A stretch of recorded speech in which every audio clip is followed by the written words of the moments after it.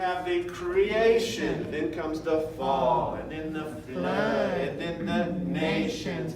And then 4,000 years ago, in a place called Ur, which is near the Persian Gulf, which would taste like salt. That reminds us of Sarah, Abraham, Lot, and Terah, who go down the Tigris and the Euphrates to a place called Haran, and that's where Terah dies. Now let's remember our map.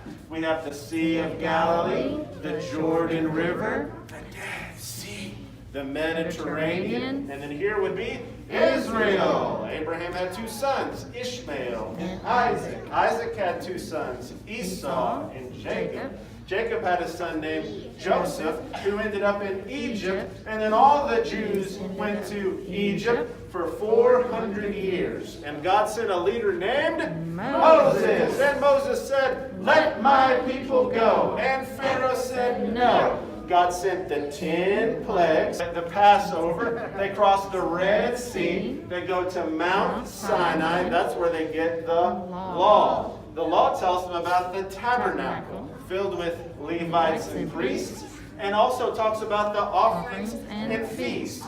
They started counting the faces, and they came to Kadesh, an oasis. They sent 12 spies into Canaan, but they didn't come back with a good report. 10 of them didn't. So they became wanderers, and then they died. And then at a place called Moab, we hear from Moses, who gives them the second law, and then Moses dies. So the next leader after Moses is named Joshua. They crossed the Jordan, fight the Battle of Jericho, and then they divide and conquer. First the south, then the north. Then they divide and they settle.